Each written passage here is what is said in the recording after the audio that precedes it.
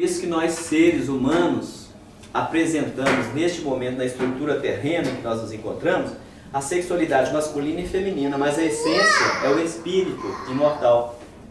Então, ora o indivíduo vai encarnar como homem, ora vai encarnar como mulher, para se apropriar desses valores, desses recursos, desses conhecimentos, para projetar o homem do futuro, que é o homem integral, com razão e sentimento no mesmo equilíbrio. Aí a gente recorda novamente a parábola do filho pródigo. O filho, um senhor tendo 2 filhos, o filho mais jovem se volta para o senhor e fala assim: pai, dá-me da parte que me compete na fazenda. E o pai vai, vende a fazenda e divide entre os 2 filhos. O mais velho que fica com o pai e o mais jovem que sai da presença do pai e viaja pelo mundo. E ele vai descendo a questão vibratória, porque tem que conhecer as questões mais profundas também em termos da matéria, para aprimorar o espírito imortal. E ele vai descendo e ele então vai prodigalizando todos os bens. O que é prodigalizar? É como lançar desfavoravelmente à questão do intelecto, no sentido da racionalidade, porque simplesmente ele vai, sem pensar, vai jogando, vai depositando fora, como se dissipando os bens que o pai depositou nas suas mãos.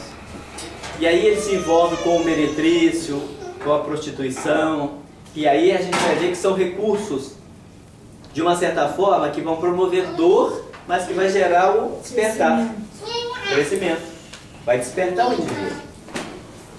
Ele se envolveu com tudo, com certeza ele conheceu todos os recursos ali, que nós, na realidade, continuamos ainda experimentando na atualidade. Por isso que tem um ditado que diz: ou aprende por amor ou aprende por dor. Exatamente. Aprende sempre.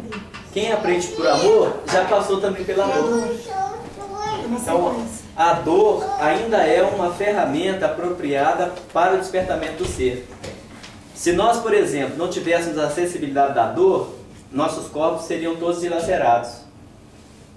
Haja visto que existe algumas pessoas que têm uma deformidade cerebral, neuronal, que elas não sentem dor. Então elas se machucam, elas ficam sem as pontas dos dedos, fraturam gravemente porque não sentem dor. Então a dor é algo para ajudar a manter o equilíbrio e a estrutura do nosso próprio corpo físico. A integridade do ser. A integridade do corpo físico. E a dor moral, a do ser no sentido espiritual, no contexto geral. Então, aí avança-se assim: e vendo a mulher que aquela árvore era boa para se comer e agradável aos olhos, e árvore desejável para dar entendimento, tomou do seu fruto e comeu, e também deu ao seu marido, e ele comeu com ela. Então, um come e o outro come depois, não. Chega um determinado momento que o ser já evoluiu de tal maneira que razão e sentimento começam a trabalhar juntos. Obviamente que vai ser a proporção daquilo que se assimila. Tem pessoas que são mais intelecto, então a razão vai trabalhar mais. Outras pessoas são mais sentimento. Mas, quando trabalha junto, olha, nessa questão aqui, ó, e também o seu marido e ele comeu com ela. Já chegou um nível de equilíbrio. Quando a razão e o sentimento se alimentam juntos, já existe uma assimilação. E a criatura já começa a fazer opção pelo crescimento, pela evolução, que faz equilíbrio. Então percebamos que nós estamos narrando uma coisa aqui, de milênios atrás, que é tão atual que na realidade muitos de nós ainda nem sabemos vivenciar isso. Porque ora a gente está muito emocional, que é emotividade, que se transforma em sentimentalismo, que é doente. Ora a gente está extremamente racional, está fazendo muito cálculo maquinalmente, quando na realidade, quando a gente dizia da parábola do filho pródigo, quando ele perdeu todos os bens, quando ele sofreu, olha a questão do sofrimento, até então estava desfrutando, né?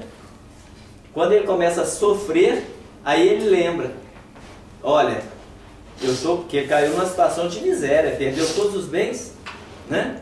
Por isso chama pródigo, prodigalizou todos os recursos que ele recebeu.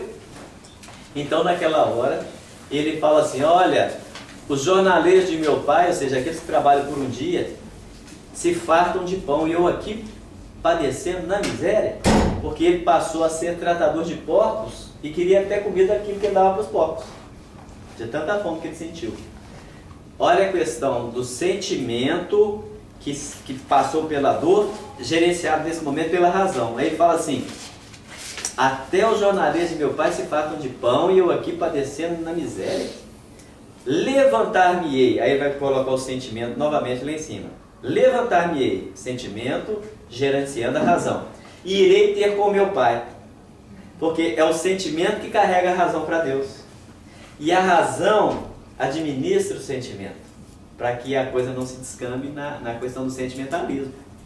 Porque, por exemplo, a gente vê Pedro. Pedro era um dos espíritos mais sensíveis que estavam ao lado de Jesus, mas ele era sentimentalista. Ele não tinha gerenciado com muita razão o sentimento que ele tinha. Então, a hora ele falava para Jesus com o sentimento totalmente administrado, e a pouco ele caía na questão do sentimentalismo.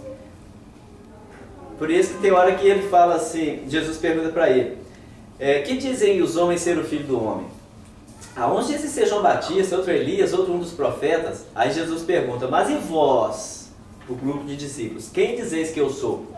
Simão Pedro, tomando a palavra, olha a sensibilidade gerenciada com a razão. Disse: tu és o Deus vivo, tu és o Cristo, o Filho do Deus vivo. Aí Jesus fala: não tu revelou a carne, mas o meu Pai que está nos céus. Porque ele levou o sentimento lá na razão, né? No ponto mais alto. Aí está o nosso coronário aqui, que assimila as questões espirituais, as questões mais elevadas. E aí ele fica muito feliz. Passa um tempinho, Jesus vai falar, alguns minutos, Jesus já vai falar do martírio que ele teria de sofrer por causa do processo, né? Ainda atrasado no planeta, que ele iria ser martirizado. E aí Simão Pedro: não, Senhor, de forma alguma isso não vai acontecer com o Senhor, não. Não, de jeito nenhum, Jesus. Mas quem estava falando era a autoridade crística. E aí ele fala: Simão Pedro, aparta de mim, Satanás. Aí Simão Pedro fica todo chocado.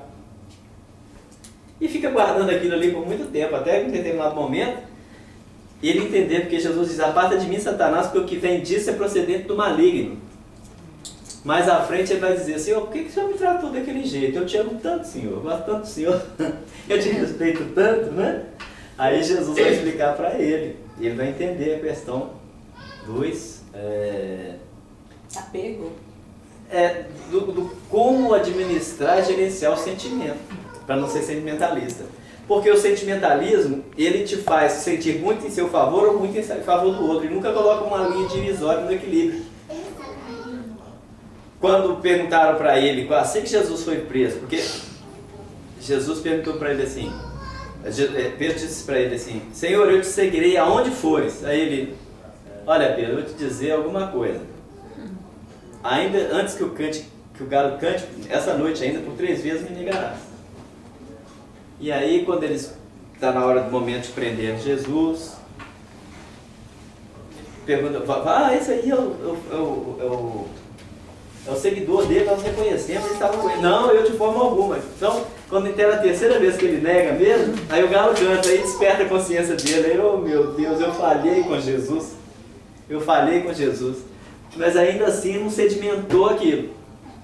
É depois que Jesus é crucificado, que Jesus vai ressurgir e aparecendo para todos os discípulos, chega para Pedro e fala assim: Simão, filho de Jonas, tu me amas?